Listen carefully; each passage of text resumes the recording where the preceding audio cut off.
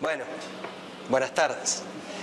En todos los encuentros de viticultura biodinámica, un año en Chile, un año en Argentina, un año en Chile, un año en Argentina, siempre tenemos un espacio para que el grupo de Argentina y el grupo de Chile se presenten y cuenten en qué han venido trabajando.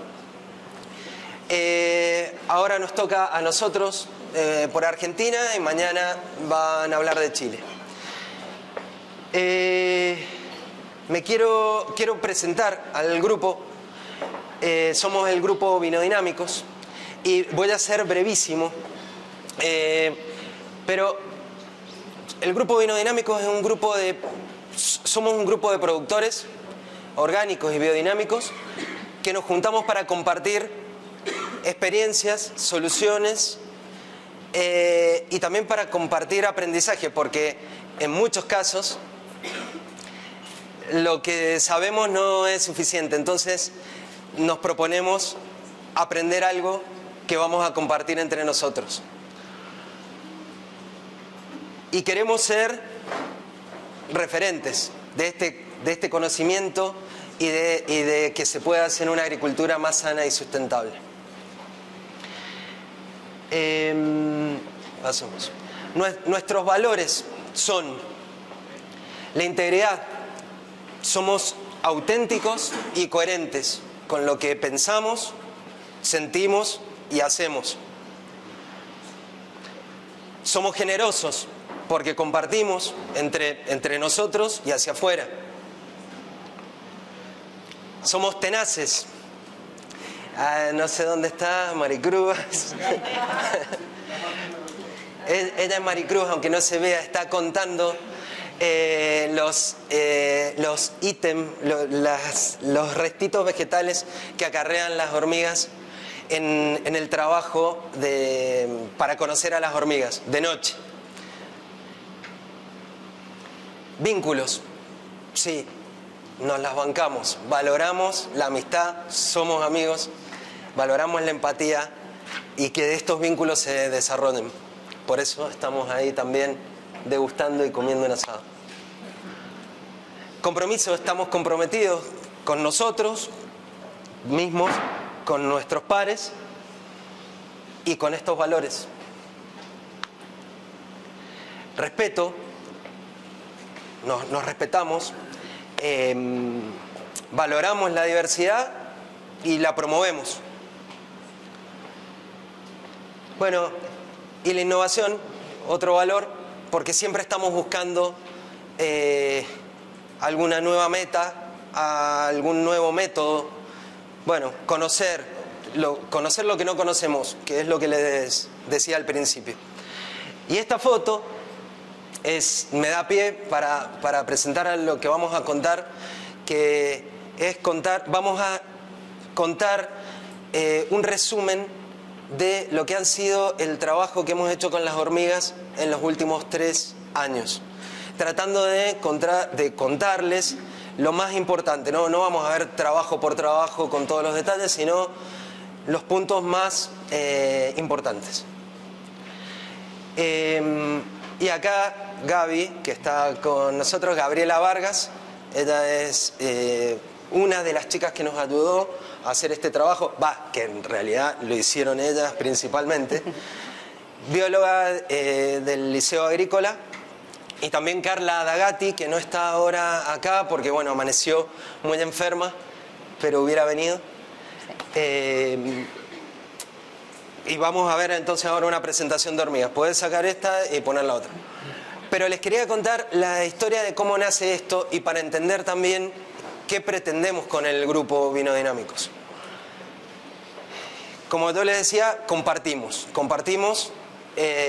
nuestras experiencias y problemas y ojalá soluciones. Pero bueno, una de las primeras cosas que hicimos fue decir qué problemas tenemos y cuál era el problema que más se repetía: las hormigas. Entonces dijimos, bueno, primero pongamos sobre la mesa todo lo que hemos hecho, porque somos 10, entonces digamos, bueno, cada uno ha hecho esto, he probado aquello, he probado esto, he probado aquello. Bueno, ¿y cómo te fue? Mal, mal, mal, mal, mal. Entonces dijimos, bueno, pero ¿y qué sabemos de la hormiga? Justo antes de ayer discutí con uno, me peleé con uno porque se quejaba de la hormiga, pero y le digo, ¿qué sabes vos de la hormiga? Nada, la verdad que nada. Tengo que aprender. En la facultad, muchos somos agrónomos, en la facultad debemos haber visto 10 minutos del insecto hormigas. Entonces no sabíamos nada. Y así fue que la llamamos a Carla. Justo, bueno, yo la conocí a Gaby, que me contó que trabajaba con hormigas. Carla del INTA, Gabriela del Liceo Agrícola, donde varios de nosotros fuimos.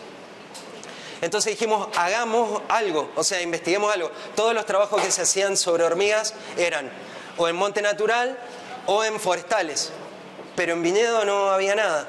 O muy poquito que había hecho Carla. Así que, bueno, así es como se disparó el primer ensayo. Y si piensan que después de 3 años, ahora yo les voy a contar cómo controlar la hormiga, no, están equivocados. Lo siento. Pero sí que vamos conociendo más, que nos vamos acercando y tal vez estemos más cerquita de una herramienta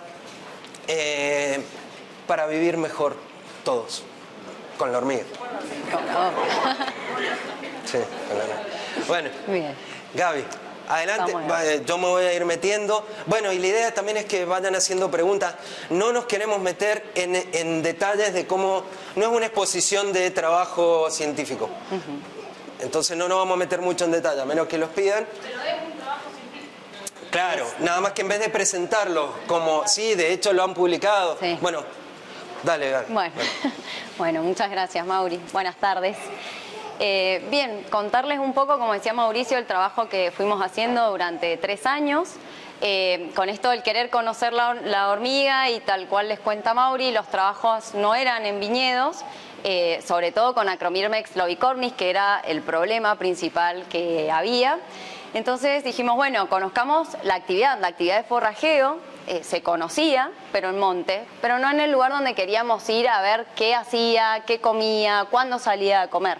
Entonces empezamos a medir la actividad de forrajeo durante los 3 años que estuvimos trabajando con esta hormiga, y básicamente esta actividad de forrajeo consistía en ver cuántas obreras ingresan en un periodo de tiempo a la colonia cargadas con ítems de comida, ¿sí? Lo que van llevando a la colonia, y cuántas salen. Entonces de esa manera nosotros medíamos la actividad. ¿Cómo sabes si un hormiguero es grande o chiquito, si es agresivo o si está tranquilo o algo así? Tenés que mirarlo y contar las hormigas que entran y salen. No hay otra.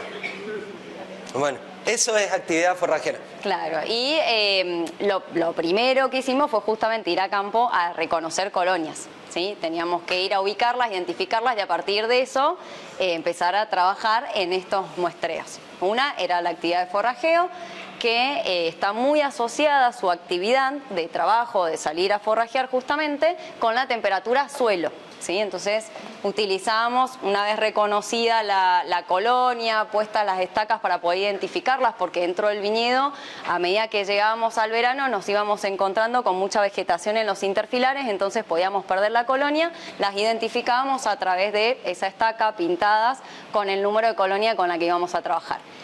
Y el termómetro que ustedes ven ahí está Carla justamente midiendo la actividad de forrajeo. Ese termómetro nos daba un indicio de que durante esos 5 minutos en los cuales estábamos tomando la actividad de forrajeo, evaluábamos la temperatura. Entonces, ¿qué pudimos sacar como conclusión de las actividades de forrajeo? La próxima. Esto es, en uno de los periodos se vio que la mayor actividad de forrajeo se daba en diciembre, para esa temporada que fue 2018-2019. Y, perdón, pero sí, nos quedó colgado. Sí. Hay otro, en el año siguiente, vimos que medimos hasta febrero, sí, o marzo. Febrero. Y subía, o sea, seguía subiendo. En enero había más actividad, en febrero más, y bueno, o en febrero bajaba, porque ya empezaba a bajar. Claro, la actividad que nosotros ya conocíamos es que esta hormiga sale a trabajar desde agosto hasta como mucho abril, fines de abril, ¿sí? Cuando nosotros empezamos a medir esto, este primer trabajo fue en Valle de Uco, en Gualtatarí. Cuando hicimos ese trabajo, la máxima actividad fue en diciembre, ¿sí? Pero los muestreos los hicimos hasta febrero. El otro año agregamos octubre hasta marzo y ahí fue cuando vimos que la actividad en enero era mucho mayor que en diciembre, ¿sí?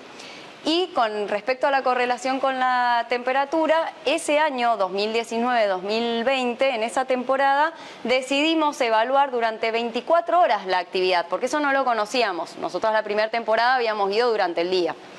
Entonces la segunda temporada dijimos, bueno, veamos realmente cuándo salen a forrajear, porque cuando nosotras llegábamos en la mañana a hacer los muestreos, a veces no estaban activas.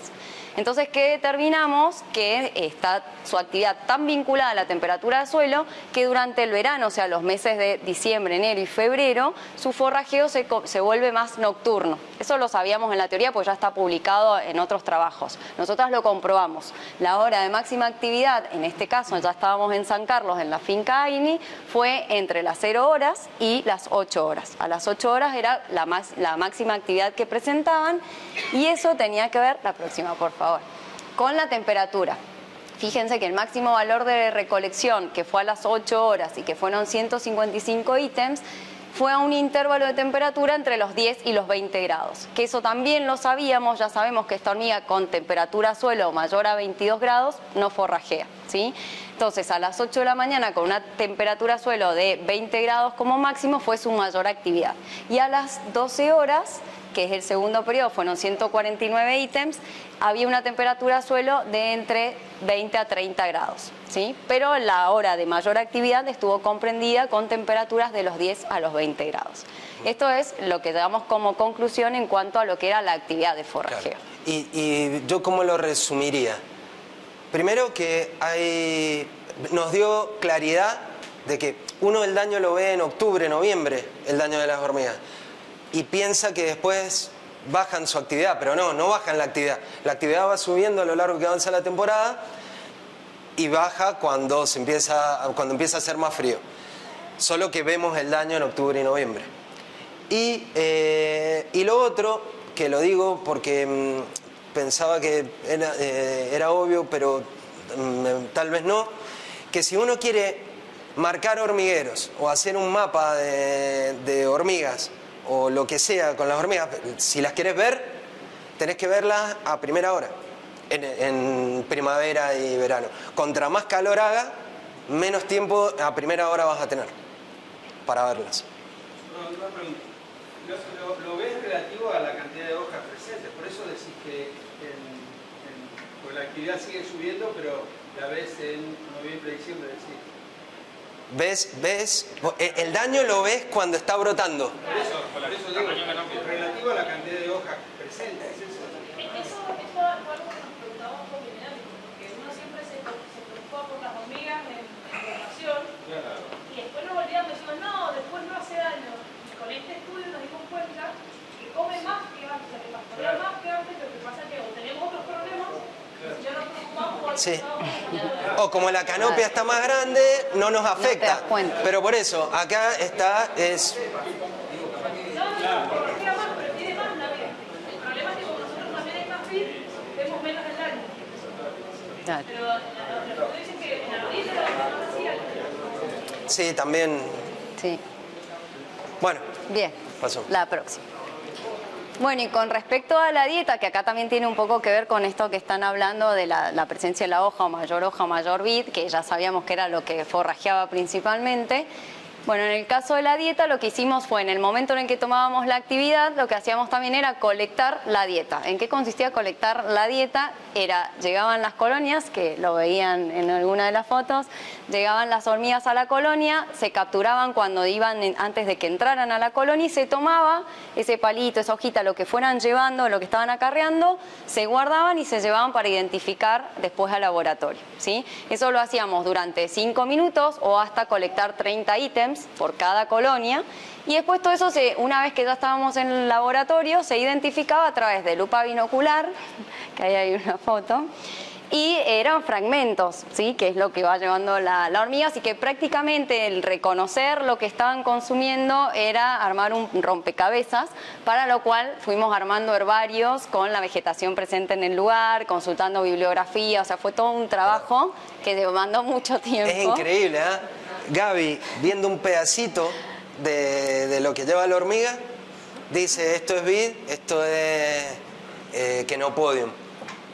Yo no lo puedo creer. No, y en otros tantos no lo pude identificar porque justamente es bastante complicado, pero bueno, se llegó a obtener información que ahora nos viene bien. La próxima, por favor. Estos fueron un poco las especies que vimos de todo lo que llevaban, ¿sí? Porque la pregunta del grupo era, ¿están llevando vid? Y vid, y solamente van a la vid. Y en realidad en cada periodo fuimos encontrando que la dieta estaba compuesta por más de 30 especies de vegetales que iban llevando o acarreando hacia el nido, ¿sí? Entonces, fíjense, el primer gráfico, el que tienen ustedes a mi derecha, es del año 2018-2019. Vimos que consumieron 33 especies. La más consumida fue vitis, o la más acarreada, o sea, lo que más forrajearon estas hormigas fue casi un 17% de vid. Y después van bajando los porcentajes, pero encontramos, por ejemplo, Diplotaxis, que sería la mostacilla, encontramos histeriónica, encontramos vegetación que era nativa, o sea, de la vegetación presente en el lugar, no solamente la vid, y también del abono verde que utilizaban en los interfilares. Eso también lo forrajeaba. O sea, que acá ya vamos teniendo también unos datos importantes que después vamos a comentar. En el caso del año, esto fue solamente Acromyrmex lobicornis en el año 2018-2019. En el año 2019-2020 dijimos, bueno, como el viñedo, o sea, elegimos una parcela de viñedo donde íbamos a trabajar, y vimos que alrededor de los viñedos había monte aledaño, ¿sí? O sea, vegetación natural de Mendoza. Entonces dijimos, bueno, veamos si hay colonias también ahí. Entonces contrastamos la dieta de las hormigas que se encuentran en el monte natural con las que se encontraban en el viñedo. Y obtuvimos estos resultados que están marcados en los dos cuadros. De nuevo, para Acromyrmex lobicornis, que estaba en el viñedo, casi el 42% de su dieta estaba compuesta de vid. El resto, ahí están marcados de nuevo los principales, digamos, lo que fueron llevando o acarreando en mayor medida, aparecen de nuevo entre vegetación nativa y vegetación que ponían como abono verde. En el caso del monte, el porcentaje de acarreo de vid es menor, porque ya no tenemos tanta presencia de vid en esa zona, y llegó a casi 12%, o sea, un poco más del 12% de vid presente en las colonias que solamente estaban en el monte. Y lo demás es vegetación prácticamente nativa, ¿sí? Que estaba ahí en ese entorno natural. Sí, pasamos a la próxima, por favor. El último año fuimos por dos cosas más. Por un lado dijimos, bueno, vayamos a ver de nuevo Acromyrmex lobicornis al viñedo, y cuando empezamos a seleccionar las colonias nos damos cuenta de que adentro del viñedo habían más colonias de Amoimyrmex striatus que de lobicornis. Entonces dijimos, bueno, miramos las dos, a ver qué es lo que comen estas dos especies que son plaga adentro del viñedo. Entonces contrastamos tanto las dos hormigas en el viñedo como en el monte. ¿Qué resultados obtuvimos de su dieta? Acromyrmex lobicornis, que ya sabemos que es la más dañina, el 54% casi de dieta estuvo constituida por vid en el viñedo. En el monte no aparece vid que acarreen. Habrán aproximadamente 5 metros de distancia entre los interfilares y lo que nosotros llamábamos monte, que estaba separado por una calle. Callejón. Es un callejón, y sin embargo la hormiga, que estas hormigas normalmente caminan unos 20 metros hasta llegar a su comida, no fueron hasta el viñedo que lo tenían cerca. Se quedaron en el monte y consumieron todo lo que se encontraba en el monte. O sea, todo lo que está ahí detallado es justamente especies nativas que estaban en el lugar. Eso para Acromyrmex lobicornis. Para Striatus, la próxima, por favor. Perdón. Sí. Entonces, un hormiguero del monte No va. que no fue a comer al viñedo. No estamos diciendo que ninguno del monte vaya al viñedo, pero hay hormigueros del monte inculto que no van al viñedo, se conforman con lo que tienen en el monte. Acá estábamos contrastando 12 colonias del viñedo contra 4 que habían en el monte, ¿sí? De esas 4 que estaban en el monte, ninguna de esas colonias fue a comer al viñedo en esa oportunidad. Y Striatus, por ejemplo, que también estaba en el viñedo, fíjense que el porcentaje de vid es de casi el 10%. Lo que más consumieron eran especies que eran nativas, que estaban ahí en los interfilares, o especies que estaban como abono verde, ¿sí? Y en el caso de Striatus en el monte, directamente la vid no aparece, sí consumían todas especies nativas. Sí. ¿Striatus no es más recolectora? es menos cortadora. Exactamente, eso también ya los vamos a ver. Un poco es una discusión que había ya para ver qué controlaba. Bien, claro. Al striatus lo dejamos vivir un poquito más. Exactamente, ¿sí? Si bien son más numerosas las colonias de striatus adentro del viñedo y en general son más numerosas, sí, es más complejo para identificar las de Lobicornis. Sí. Lobicornis es la negra, Claro. y striatus es Sí. la parda, la Exacto. que tiene un toque rojizo, ¿no? Exactamente. Bien. Y la próxima, por favor. Comparado todas estas dietas en los 3 años en los que se hizo el trabajo, lo que más se fue repitiendo en el viñedo, ¿no? Lo que llevaban, lo que acarreaban, además de la vid, que ya vieron que eran porcentajes relativamente altos, además de vid llevaban esos 3 ejemplares que se repiten en todos estos muestreos de Acromyrmex lobicornis en el viñedo, ¿sí? Y que son Diplotaxis, Histerionica y Chenopodium, ¿sí? Son todas especies que, en este caso, 2 son nativas, la otra es exótica, ¿sí? Y acá estos cuadros simplemente, para un poco lo que comentábamos recién, lo que las identifica a Acromyrmex lobicornis es que es una especie que justamente es cortadora. ¿Qué encontramos en la dieta entre todos esos ítems y todas esas especies que veíamos? Que lo que llevan estaba verde, o sea, si comparamos los ítems verdes contra los secos, es mayor el consumo de verde. ¿Qué nos dice eso? Que está cortando, ¿sí? O sea, que cortan antes de llevarlo. Y sin embargo, las striatus son más bien recolectoras y lo que prefieren es levantar lo que van encontrando en el suelo, ¿sí? O sea que el material que recolecta striatus es más bien seco. La próxima. Y ahí, Volvete ahí. a la de los cuadros grandes, por favor. A la anterior. No vamos a ver el detalle, pero unas conclusiones que paso en limpio. A ver. ¿Le corta vid? Sí, corta vid. Años de 17%, años de 45%, años de 50% de vid. Pero lo que me parece interesante, que tal vez por a este grupo le parezca más normal, pero todos valoramos la biodiversidad en el viñedo, pero acá está medido que cortan 30 especies, o 15, o 20. Pero además de la vid, hay 29 más que le gustan. Entonces, es como que acá está el trabajo que dice, o están las mediciones que dicen que si tenés solo vid, te van a cortar 10 plantas.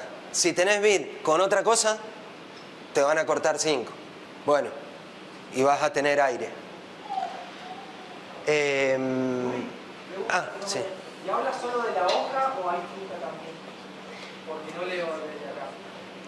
¿De hoja? Muy bueno. Sí. No está acá, no lo pusimos, pero sí, hay de todo. Sí, el mayor porcentaje es hoja, pero así como hay hoja, hay valla, hay corteza, a medida que va avanzando justamente el corte, en vez de hoja, llegando al final del verano ya encontrábamos vallas, ya encontrábamos corteza, ya íbamos encontrando flores también al principio, íbamos encontrando otras cosas, no solamente hoja. ¿Sí? Bueno. Y el ensayo. Bueno, también hicimos pruebas con productos permitidos por la agricultura orgánica. Y bueno, muy rápidamente, son 2 filminas, pero un primer año probamos una Boveria bassiana, probamos extracto del árbol del té, jabón potásico y aceite de neem. Y la verdad es que todos bajaron la actividad, ninguno las liquidó, pero bajaron la actividad. Y con muy poquita diferencia, tal vez se desprendía un poquito más el aceite del árbol del té. Pero bajaron la actividad, fue algo que fue aplicado sin disturbar el hormiguero, fue aplicado chorreando el producto en el hormiguero. Entonces, bueno, es... nada más, una relativa buena información. Hay productos que bajan la actividad, no las liquidan. Y otro ensayo que hicimos con resultados parecidos, con un cebo de Beauveria bassiana, destrucción del hormiguero y testigo. Tampoco sin diferencias significativas entre ellos. Perdón, Mauricio, ¿aplicación de esos insumos a las plantas? No, en el hormiguero. Sí, a la... plantas no hicieron eso. No, solo a la colonia. La próxima. Bien, y el último año, como ya habíamos estudiado actividad, ya habíamos estudiado dieta, dijimos cuál es la oferta, o sea, qué es lo que hay disponible para después poder llegar a relacionarlo con esa constitución de la dieta que estábamos analizando. Entonces lo que nosotros hicimos fue medir esa oferta vegetal en viñedo durante 2 meses, enero y febrero, en el mismo sitio donde estaban las colonias que veníamos estudiando la dieta. Y lo que vimos, fíjense que este ensayo consistió en elaborar un cuadrante dependiendo de la cantidad de colonias que estaban en una parcela en el viñedo, tanto de Striatus como de Lobicornis, y en función de eso tirábamos un cuadro de 1 metro cuadrado, subdividido en cuadros de 10 centímetros cuadrados, que los tiramos de manera azarosa, donde sabíamos que estaban las colonias distribuidas, ¿sí? Entonces de eso fuimos recolectando la información, íbamos tomando donde caía el cuadrante, qué especie vegetal era la que estaba en el suelo o en la parcela, en el interfilar donde estábamos tirando el cuadrante. Entonces pudimos determinar, primero 2 cosas. Por un lado, las especies que estaban presentes en ese lugar. Por otro lado, pudimos tomarle el peso a esa planta a la cual la estábamos justamente anotando, que era la especie que estábamos midiendo en ese momento. Nos llevábamos el ejemplar, se pesaba en laboratorio y de esa manera íbamos a poder calcular la biomasa que iba a estar presente de esa especie en ese lugar, ¿sí? Entonces, esto lo hicimos en diciembre y en febrero, y pudimos determinar que de vitis la biomasa total en gramos fue de 1200. O sea, todo lo que nosotros fuimos colectando cuando tirábamos ese cuadrante con respecto a la vid fueron 1200 gramos. Mientras que la biomasa de todas las otras especies que ustedes ven en ese listado fue de 1380 casi gramos en total de biomasa respecto a esos vegetales en diciembre. Y en el caso de febrero encontramos que hubo casi 4.840 gramos de vid y la biomasa para los otros ejemplares fue de 5.480, ¿sí? Fue superior a la vid. Nos falta seguir trabajando esto, fue un ensayo y un estudio preliminar, no tenemos unos resultados. La idea es contrastar justamente lo que estábamos viendo como biomasa, como vegetación presente en el suelo en ese momento, con los ítems, para poder determinar si la hormiga es selectiva u oportunista en cuanto a la vid. ¿Sí? O sea, dependiendo de lo que yo tengo como una mayor oferta, o sea, esta hormiga se comporta de esas 2 maneras ecológicamente. O son oportunistas o son selectivas. ¿Cuándo son oportunistas? Cuando lo que a ellas le gusta no está en el lugar y bueno, entonces voy a comer lo que hay. ¿Sí? Lo que yo prefiero, no lo puedo comer, no está, voy y corto otra cosa. ¿Cuándo son selectivas? Cuando a pesar de que lo que les gusta está en menor cantidad, lo van y lo buscan igual, porque es lo que les gusta, ¿sí? Por eso son selectivas. Bueno, nosotros queremos terminar de armar esto y contrastarlo con la dieta justamente para poder saber si se comportan de manera selectiva u oportunista en cuanto a la oferta que hay de vid en los viñedos, ¿sí? Nos faltaría eso para tener... Claro, que los datos están, ahora hay que hacer algunos cálculos para hacer esa relación. Porque, a ver, ¿qué es lo que nos gustaría poder mostrar? Que tal vez haya ahí una idea, pero que, está bien, cortó 40% de vid, pero de disponibilidad hay 50% en el viñedo de vid. Y de Chenopodium o de Diplotaxis, no recuerdo exactamente el número, pero pongámosle cortó 5%, poquito, comparado con la vid. Pero de biomasa hay mucho menos. Entonces, ¿qué les gusta la vid? Sí, cortan vid. Pero tal vez a Diplotaxis les gusta más, porque habiendo menos, corta mucho. Bueno, indicios para... A partir de ahora, cuando vean Diplotaxis o Sicymbrium, no la corten, porque te van a cortar menos vid. Sí. Tengo una experiencia ya con el medicado lupulina, porque era una línea de hormiga al lado de la otra, no sé, 8 centímetros de ancho. Ah, para, Horacio. Sí. Un segundo del micrófono. Sí, sí. Ah, gracias. No, muy bien, sí, es... No, pero si escuchan... Sí, sí, quiero escuchar.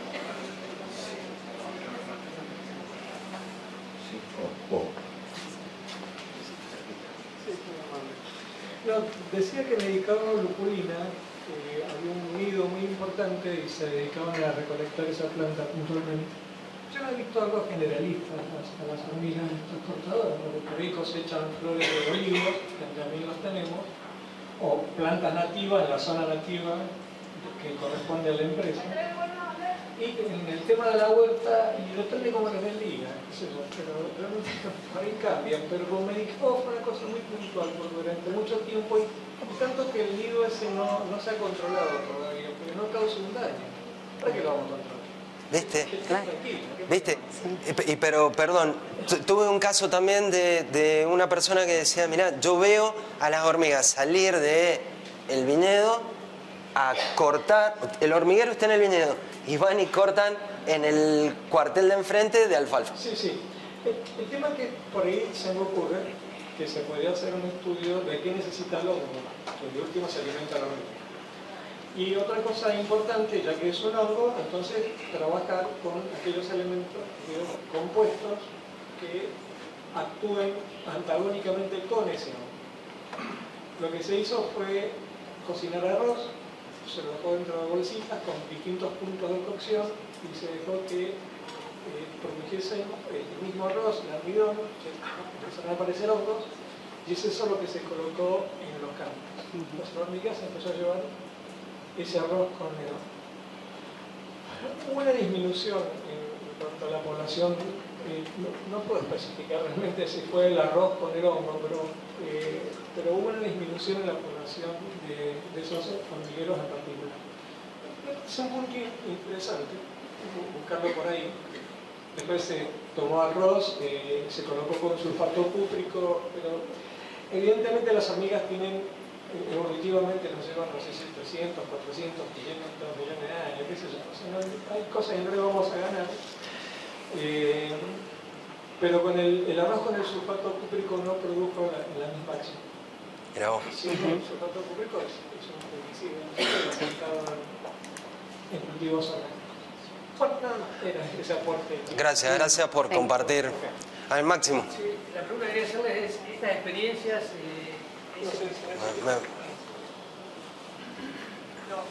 Hola. Sí, quería preguntarles, estas experiencias las hicieron en viñedos orgánicos, ¿de cuántos años de manejo orgánico? 10 en el primer año, aproximadamente estoy diciendo, ¿eh? Y el del segundo y tercer año, 8. No, entonces 7 el del primer año o 6 y el segundo y tercer año 8. No, el dato. Gracias. Sí. Juan. Ay. Yo soy Juan Arce de Perú y con las hormigas tenemos un dilema muy grande, existencial, porque en la selva, uno de los potajes más ricos que hay, en los que familias enteras salen en octubre, al inicio de las lluvias, para hormiguear. ¿Qué significa eso? Que es el tiempo en que salen millones, pero millones de futuras reinas, con el abdomen absolutamente lleno de polen, de jalea y de qué otras cosas que han juntado de lo que han cortado de las vidas de ustedes o del cacao nuestro, y se asan, y de veras que es un potaje absolutamente delicioso. Ningún amazónico puede vivir sin las hormigas una vez al año, tanto que se paga $25 el kilo, ¿sí? para poder consumir. Ya está. Hay un negocio. Ahí está. Está el negocio. Sí. Entonces podría Ya vengo. importar, Claro. pero por otro lado, evidentemente, en los cultivos de cacao, como en cualquier otro cultivo, son absolutamente de millones, absolutamente millones. Yo he visto caminos de 200 metros de un ancho de 30 centímetros absolutamente negro, que en una noche te dejan una avenida, realmente te dejan una avenida. Y son 60, 70 árboles que te pueden cortar en una noche y tienes que trabajarlas de noche. No hay manera de trabajar hormigas de día. No solamente por temperatura, ¿no? Sino por costumbres mismas de las hormigas de espejo, que hay que investigar un poquito más. Pero sí, es una cuestión, en una mano las quieres y en otra mano las odias, ¿no? Eso quería decir en primer lugar. Hay algunas cosas que hemos experimentado y que de veras lo único que hace es reducirlas, pero acabarlas, yo creo que por ahí no está el remedio, ¿no? O sea, la cuestión es cómo convivimos juntos, usando una serie de cosas, ya sea, en algunos casos yo creo que hay que ser muy drástico, ¿no? Y drástico, el amigo acá decía arroz con, creo que decía sulfato de cobre, ¿no? Sulfato cúprico. Nosotros le ponemos la avena, le mezclamos con el sulfato y lo dejamos alrededor del hoyo, y eso cuando vienen entran, pero ya se llevan el sulfato de 1. 2, dejar podrir naranjas, y a la naranja le sale un hongo arriba, y ese hongo hay que secarlo y dejarlo, y se lo llevan, y ese hongo hace mil desastres. Hay unas plantas que son muy dañinas para ellas, no les gusta. Donde están estas plantas no están las hormigas, que son la familia de las taguetes. Hay que el marigold, los famosos marigold es una de las familias. Hay muchísimas otras que tienen un olor muy fuerte. Se usa mucho en la comida peruana esto, y también se usa soazado para quitarle la fuerza de este olor que tiene. Hay otra planta que ahorita no me acuerdo el nombre científico, que Canavalia esiformis también es otro, que es un frijol de este tamaño, que tiene muchísimo, ¿cuál es la sustancia del jabón? Saponina. Comes un frijol de eso y tienes 3 días de diarrea, ¿no? No hay quien te lo paga, ¿no? Pero si lo hierves 4 veces, es un frijol muy exquisito, es espectacular, la Canavalia. Hay otra que después les ofrece el nombre, que se llama yuquilla, que es una lignonácea. ¿Lignonácea? No es. Después les puedo ver mis notas si encuentro, pero que tiene una resina tan fuerte, irritante, que donde hay esa planta no hay hormigas. Entonces, lo único que hemos tenido que hacer es conseguir esa planta que es absolutamente sinvergüenza. La pones en un vaso de agua y está echando raíz a los 3 días, ¿no? Entonces, entonces, mi punto final es que creo, ya el amigo lo decía, 2 millones es poco, ¿no? Yo creo que nos quedamos cortos en 2 millones de años de las hormigas. Creo que es más, y van a estar muchos más millones que nosotros después, ¿no? Entonces, ¿cómo hacemos este trabajo? El NIM. El NIM es una cosa muy buena. Y si tú siembras NIM, como yo lo he hecho, como lo hemos hecho acá con mi mujer, hemos sembrado muchísimo NIM. Yo no sé qué tienen las hormigas, porque adoran el NIM. Hay otra planta familia del NIM, que es la Melia cedrae, que es lo mismo, de la misma familia, pero les hace un daño terrible, porque no las pone fecundas. ¿Cómo es eso? Esteriliza. Hay una esterilización directa que le hace, tanto que el NIM se está probando para sacar una medicina para nosotros los varones de que nos esterilicemos por 6 meses, por ejemplo. Pero lo adoran. Entonces, habría que ver, yo creo que hay mucho por investigar, muchísimas cosas, seremos compañeritos de contarnos penas y alegrías para ver qué es. Pero sí, cuanto más diverso, cuanto mayor diversidad tienes en tu terreno, el daño es menor que si solamente lo tienes como conocido. Muchas gracias, Juan. Me parece Gracias. importante el concepto de que nos saquemos de la cabeza de que vamos a hacer desaparecer las zonas.